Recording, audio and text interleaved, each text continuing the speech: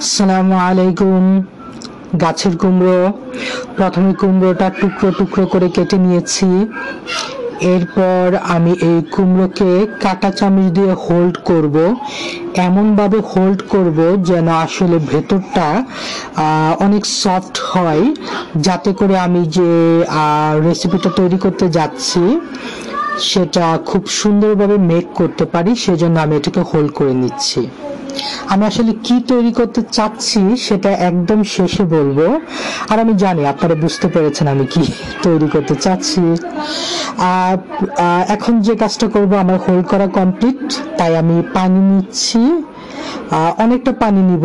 পানি নেওয়ার পর এই পানিতে আসলে ওই যে আপনারা যারা পান খান তারা হয়তো চিনবেন, আর যারা পান খান না তারাও হয়তো চিনবেন, এটাকে আসলে চুন বলে।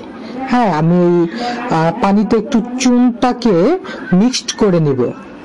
এমনভাবে মিক্সড করব যাতে আসলে নিচে জমে না থাকে, পানির সঙ্গে মিশে একবারে লিকুইড হয়ে যায়। হ্যাঁ, সেজন্য খুব ভালো করে মিক্সড করতে হবে। চুনটা নিয়ে নিলাম।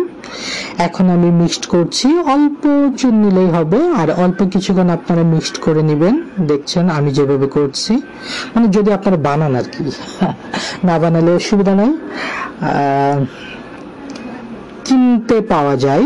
আমি ওই যে আমাদের এখানে খানকায় সভা হয়, সেখান থেকে আমি মাঝে মাঝে কিনে খাই। সভা ছাড়া খুব একটা পাই না, মানে ইসলামী মাহফিল যেটা বলে সেখানে পাওয়া যায়। সেখানে অনেক হকার আসে, তারা সেল করে। আচ্ছা, যাই হোক, এখন আমি ওই চুনের মানে পানিতে আমি কুমড়োগুলো দিয়ে দিলাম। আসলে কুমড়োগুলো কেন এখানে দিলাম তার উদ্দেশ্য হচ্ছে, কুমড়োর ভিতরে যে একটা দাগ থাকে, গলায় ধরে এরকম আর কি। আর তাছাড়া কুমড়োর রসটাও একটু মানে অন্যরকম স্মেল থাকে, সেটা যেন না থাকে সেজন্য আমি এইটা আসলে 4 থেকে 5 ঘন্টা চুবিয়ে রেখেছি। এটা দেখতে পাচ্ছেন 4 থেকে 5 ঘন্টা পর আমি এটা ওপেন করলাম। হ্যাঁ, কিছুক্ষণ রেখে দিয়েছিলাম, ভিডিওটা কাট করা হয়েছে। আমি ঠিক 4.5 ঘন্টা পর এটা তুলতেছি। দেখুন আমি তুলে ফেলছি।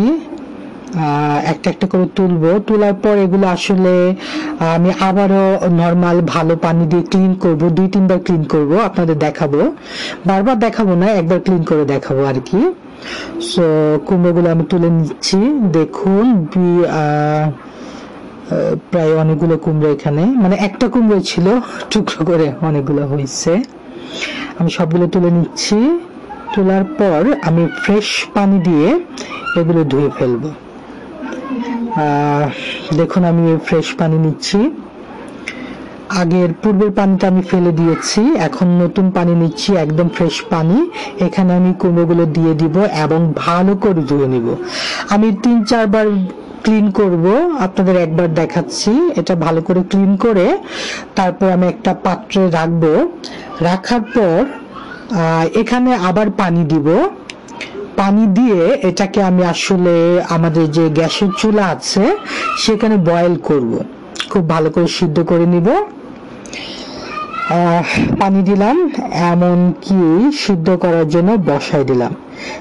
আর তার সঙ্গে আমি একটু পানি নিয়ে কিছুটা চিনি দিয়ে আসলে মিষ্টি শিরা করব। এই শিরাতে আমি কুমড়োগুলো ঢালবো। হ্যাঁ, এখানে ভাজবো আমি।